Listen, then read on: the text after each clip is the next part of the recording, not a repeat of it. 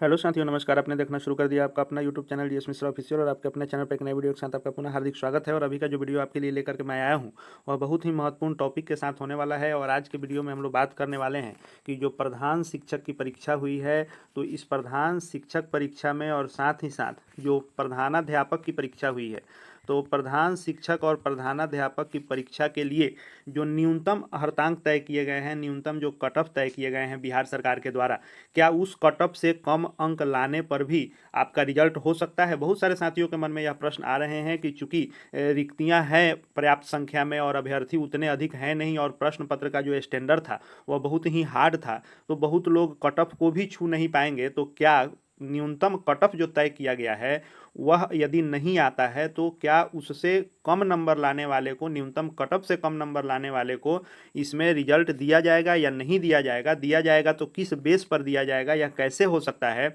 इसी बिंदु पर आज के वीडियो में हम लोग विस्तार से बात करने वाले हैं। तो वीडियो आपके लिए बहुत ही खास और महत्वपूर्ण होने वाला है। वीडियो में अंत तक बने रहेंगे। और यदि चैनल को अब तक सब्सक्राइब नहीं किए होंगे तो अपने चैनल को सब्सक्राइब करके बेल आइकन को प्रेस कर लेंगे, ताकि डीएस मिश्रा ऑफिशियल चैनल पर आपको शिक्षा जगत, शिक्षकों से संबंधित एवं प्रधान शिक्षक, प्रधानाध्यापक से जुड़ी हुई हर एक छोटी बड़ी आपके लिए महत्वपूर्ण लेटेस्ट अपडेट आपको मिलती रहे। तो देखिए, जैसा कि आप जान रहे हैं कि प्रधान शिक्षक और प्रधानाध्यापक परीक्षा में जो रिजल्ट के लिए न्यूनतम कट ऑफ तय हैं, जो न्यूनतम अर्हतांक तय हैं, वह है सामान्य जनरल कैटेगरी के लिए 40% अंक तय हैं, यानी 60 अंक न्यूनतम आपको लाने होंगे, तभी आपका रिजल्ट होगा। पिछड़ा वर्ग बीसी के लिए जो तय किया गया है वह 36.5% यानी 54.75 अंक, चूंकि परीक्षा टोटल जो हुई थी वह 150 की हुई थी। और ईबीसी के लिए जो तय अंक हैं वह 34%, 51 अंक तय हैं। अनुसूचित जाति, अनुसूचित जनजाति की बात कर लें तो एससी एसटी के लिए 32% यानी 48 अंक तय हैं। दिव्यांग कैटेगरी के लिए भी 32% यानी 48 अंक, और महिला सभी कैटेगरी की महिलाओं के लिए 32% यानी 48 अंक न्यूनतम अर्हतांक तय किए गए हैं। न्यूनतम अर्हतांक का सेंस आप समझ ही रहे हैं कि किसी भी विभाग की बहाली के लिए बिहार सरकार के ओर से जो गाइडलाइन नियम तय हैं कि इससे कम नंबर होने पर आपको मेरिट में या रिजल्ट में शामिल नहीं किया जाता है, आप रिजल्ट के दौर से ही बाहर हो जाते हैं, चाहे रिक्ति खाली ही क्यों न रह जाए। यह जो न्यूनतम तय किए जाते हैं इसका मतलब यह होता है कि सीट चाहे खाली रह जाए, इससे कम वाले को रिजल्ट नहीं दिया जाएगा। यह एक न्यूनतम क्राइटेरिया तय हो जाता है कि आपकी नौकरी किसी भी बहाली में बिहार सरकार के तभी लगेगी जब आपका न्यूनतम इतना अंक उस परीक्षा में आया हो। अब बात हम लोग करने वाले हैं, अब एक कैटेगरी और जो यहाँ छूट रही है उसकी बात कर लें, ईडब्ल्यूएस। तो ईडब्ल्यूएस के लिए अलग से कोई न्यूनतम अर्हतांक तय नहीं है और उसमें ना ही कोई छूट है। तो जो सामान्य वर्ग का है 40% यानी 60 अंक, वहीं ईडब्ल्यूएस के लिए भी लागू होगा। जनरल और ईडब्ल्यूएस का न्यूनतम अर्हतांक सेम है। अब हम लोग बात कर लेते हैं कि क्या बीपीएससी प्रधान शिक्षक और प्रधानाध्यापक की बहाली में यह जो न्यूनतम अर्हतांक हमने देखे जो तय किए गए हैं, क्या इससे कम नंबर किसी को आता है तो क्या रिजल्ट उनका हो सकेगा? क्योंकि रिक्ति जो है वह पर्याप्त संख्या में है, यानी कि प्रधानाध्यापक में भी 6000 से ऊपर रिक्ति है, 6000 कुछ रिक्ति है, और लगभग 22000 के लगभग मैक्सिमम लोग उसमें हैं। उसमें से भी बहुत सारे लोग अब्सेंट भी रहे हैं, तो 20000 के लगभग मान के चलिए उसमें है। और प्रधान शिक्षक की बात कर लें तो 1,26,000 लोगों ने फॉर्म भरा था, 1,25,000 कुछ समथिंग था, जिसमें से बहुत सारे लोग अब्सेंट रहे, लगभग 1,12,000 14,000 लोग मुश्किल से इस परीक्षा में शामिल हुए हैं। और दोनों परीक्षाओं का स्टैंडर्ड हाई था। प्रधान शिक्षक की बात कर लें तो डीएलएड इत्यादि का जो चाहे मैथ हो जाए, डीएलएड हो जाए या फिर करंट हो जाए, इन सभी का स्टैंडर्ड बहुत ही हार्ड था, जिससे लोगों का यही प्रश्न है कि न्यूनतम कटअप भी बहुत सारे लोग कुछ कैटेगरी में खासकर नहीं पहुंच पाएंगे, तो क्या रिक्ति खाली रह जाएगी? तो उस पर हम लोग देख लेते हैं कि बीपीएससी क्या इसमें कर सकता है। तो देखिए, यह जो आपके सामने पत्र है, यह पत्र बीपीएससी के द्वारा ही जारी किया गया नोटिस है और विज्ञापन संख्या 26/2023, यानी कि जो बीपीएससी ट्री 1 की परीक्षा हुई थी उस ट्री 1 के संदर्भ में यह नोटिस है। और यह नोटिस क्या कहता है उसको हम लोग देख लेते हैं। देखिए, इसको हम लोगों को देखना है, इसको आप ध्यान से देखें। इसमें लिखा हुआ है कि इस विज्ञापन के लिए कि लिखित परीक्षा के विभिन्न कोटि के उम्मीदवारों के लिए अर्हतांक के संबंध में उल्लेख किया गया है, जो कार्मिक प्रशासन विभाग के द्वारा जो तय है, जो अभी हम लोगों ने देखा कि सामान्य के लिए 40% और बीसी के लिए 36.5, ईबीसी के लिए 34 और महिला, दिव्यांग और एससी एसटी के लिए 32% यह तय किए गए हैं। उसकी चर्चा यहाँ की गई है। सबसे महत्वपूर्ण पॉइंट यहाँ आप देखेंगे कि यहाँ लिखा हुआ है कि इसमें नियम होता है कि न्यूनतम अर्हतांक प्राप्त करना अनिवार्य होगा, अन्यथा वह परीक्षा से बाहर हो जाएंगे, यानी रिजल्ट के दौर से बाहर हो जाएंगे। परंतु इसमें जो संशोधन किया गया था उसको देखिए, यहां से आप देखेंगे परंतु कुल रिक्तियों अथवा कुल अभ्यर्थी दोनों में से जिसकी संख्या कम हो उससे कम 75% तक न्यूनतम पूर्णांक में अनुशंसा भेजने हेतु आवश्यकता अनुसार उक्त अहर्तांक अभ्यर्थी हित में इस हद तक शिथिल रहेगा। अब इसका क्या अर्थ हुआ? इसका अर्थ यह हुआ कि जो जनरल के लिए 40%, बीसी के लिए 36.5%, ईबीसी के लिए 34% और महिला SC ST दिव्यांग के लिए जो 32% तय किए गए हैं,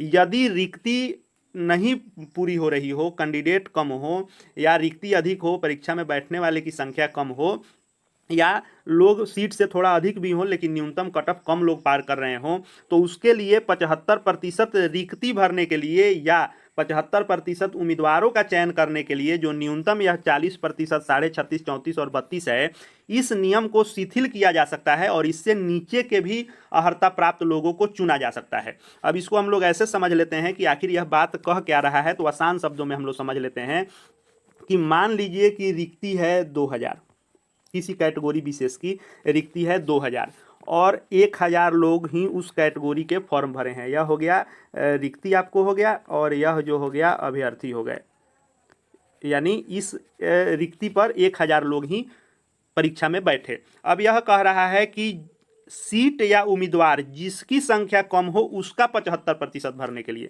तो यह 1000 लोग यदि मान लीजिए न्यूनतम कट ऑफ से ऊपर हैं तब तो रिक्ति 2000 है तो सभी लोगों की हो जाएगी। लेकिन यदि कट ऑफ बहुत लोग नहीं पहुंच पा रहे हैं कट ऑफ के पास, तो 1000 का 75% यानी 750 लोगों का रिजल्ट दिया जाएगा निश्चित रूप से, चाहे उसके लिए न्यूनतम कट ऑफ को नीचा करना पड़े। दूसरे सेंस में हम लोग समझ लें कि मान लीजिए कि 1000 रिक्ति है, 1000 रिक्ति है और 2000 कैंडिडेट हैं, किसी अभ्यर्थी हैं, किसी मान लीजिए विशेष कैटेगरी में 1000 उस कैटेगरी की रिक्ति है और 2000 उस कैटेगरी के कैंडिडेट हैं। तो इस केस में क्या होगा कि अब 2000 का 75% नहीं, क्योंकि तो रिक्ति से अधिक ही हो जाएगा। अब यदि रिक्ति कम है, अभ्यर्थी ज़्यादा हैं, फिर भी कट ऑफ को लोग नहीं छू पा रहे हैं, तो 1000 का इस 1000 का 75% यानी 750 सीट को भरने के लिए कट ऑफ जितना डाउन करना पड़े, तो इन 2000 लोगों में से 750 लोगों का चयन किया जाएगा, चाहे उनका कट ऑफ डाउन करना पड़े। यानी दोनों कंडीशन है कि यदि सीट अधिक है और कैंडिडेट कम है तो कैंडिडेट का 75% सेलेक्ट किया जाएगा, और यदि कैंडिडेट अधिक हैं और सीट कम है तो सीट का 75% भरा जाएगा, चाहे इसके लिए न्यूनतम अर्हतांक कम करने पड़े। अब बात आएगी कि मान लीजिए कि यदि 1000 सीट है, 1000 रिक्ति हो गई और इस पर 2000 अभ्यर्थी हैं किसी खास कैटेगरी के मान लीजिए, तो क्या 1000 रिक्ति के लिए इन 2000 लोग जो बैठे परीक्षा में, तो क्या 1000 रिक्ति के लिए 750 रिक्ति ही भरी जाएगी, 250 रिक्ति खाली छोड़ दिया जाएगा? तो नहीं। यह किस कंडीशन में होगा? जब 1000 लोग कट ऑफ को नहीं छू पा रहे हो, जो न्यूनतम अर्हतांक तय किए गए हैं, यदि 1000 लोग भी न्यूनतम अर्हतांक को नहीं पहुंच पा रहे हैं, नहीं छू पा रहे हैं, तो 1000 सीट भरने के लिए न्यूनतम अर्हतांक तय नहीं किए जाएंगे, कम नहीं किए जाएंगे। उसके लिए 75% यानी 750 रिक्ति ही मजबूरन भरने के लिए आपको इसमें से अर्हतांक 2000 लोगों में से कम किए जाएंगे और 250 रिक्ति छोड़ दी जाएगी। वैसे ही यदि मान लीजिए कि 1000 ही अभ्यर्थी हैं, 1000 अभ्यर्थी हैं और 2000 रिक्ति है, तो फिर 75% की बात आई, तो क्या 1000 में से 750 लोगों की ही नौकरी होगी, 250 को छोड़ दिया जाएगा? तो बिल्कुल नहीं, ऐसा बिल्कुल नहीं होगा। यह कब होगा और किस कंडीशन में होगा कि यदि 1000 रिक्ति के लिए इन 2000 लोगों में से 1000 लोग न्यूनतम कट ऑफ को नहीं पार कर पा रहे हैं, तो उस कंडीशन में 750 रिक्ति भरने के लिए कट ऑफ को कम किया जाएगा। यानी रिक्ति और अभ्यर्थी दोनों में से जिसकी संख्या कम होगी उसके 75% लोगों को लेने के लिए या 75% रिक्ति को भरने के लिए, या तो आदमी कम है तो 75% आदमी उसमें से लिए जाएंगे, और यदि रिक्ति कम है तो 75% रिक्ति लेने के लिए न्यूनतम कट ऑफ को शिथिल करने का आदेश निकाला गया था BPSC Tree 1 में। अब बात आती है कि क्या प्रधान शिक्षक और प्रधानाध्यापक परीक्षा में भी यह लागू होगा? तो देखिए यह जो नोटिस था यह बीपीएससी ट्री 1 के लिए था और उसमें संशोधन किया गया था। यदि सेम यह नोटिस और सेम यह संशोधन प्रधान शिक्षक और प्रधानाध्यापक परीक्षा के लिए भी यह संशोधन किया जाता है और ऐसा बीपीएससी के द्वारा नोटिस निकाला जाता है तो निश्चित रूप से उन कैटेगरी के लोगों को फ़ायदा ज़रूर मिलेगा जिसमें सीट अधिक है और कैंडिडेट ही कम है। तो कम से कम 75% रिक्ति भर ली जाएगी, या कैंडिडेट थोड़े बहुत अधिक भी हैं और रिक्ति कम हो जा रही है तो कम से कम यदि कट ऑफ बहुत लोग नहीं छू पा रहे हैं तो कट ऑफ डाउन करके 75% लोग कम से कम चयनित हो जाएंगे। तो यह यदि आदेश आ जाता है तो बहुत ही बेनिफिशियल होगा प्रधान शिक्षक और प्रधानाध्यापक बहाली में।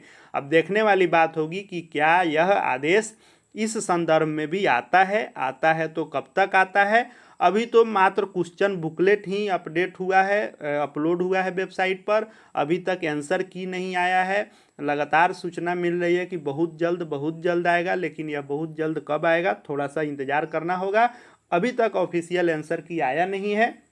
विभिन्न माध्यमों से लोग मिला करके अपने कट ऑफ को तय कर रहे हैं और किस कैटेगरी का कितना कट ऑफ जा सकता है इसके लिए मैंने इसके पूर्व में एक वीडियो बनाया था। काफ़ी लोगों ने देखा है और सभी लोगों का मानना है कि लगभग यही कट ऑफ रह सकता है जो मैंने बताया है और सभी लोग अपना कट ऑफ भी वहाँ बता रहे हैं। आप उस वीडियो को जाएं प्लेलिस्ट में प्रधान शिक्षक सेक्शन में जाकर के निश्चित रूप से उस वीडियो को देखें कि आपके कैटेगरी का कट ऑफ कितना जा सकता है, कितना पर रिजल्ट हो सकता है। बहुत ही विस्तार से मैंने उसमें विश्लेषण किया है। उस वीडियो को आप निश्चित रूप से देख करके उसका फ़ायदा उठा सकते हैं। आगे भी प्रधान शिक्षक प्रधानाध्यापक से जुड़ी हुई हर एक छोटी बड़ी लेटेस्ट अपडेट रिजल्ट से लेकर के और ज्वाइनिंग इत्यादि सभी को देखते रहने के लिए चैनल से जुड़ जाएंगे। चैनल को सब्सक्राइब करके बेल आइकन को प्रेस कर लेंगे ताकि आगे आने वाली कोई भी महत्वपूर्ण खबर आपसे छूटे नहीं। इस वीडियो को देखने के लिए आपका बहुत बहुत धन्यवाद।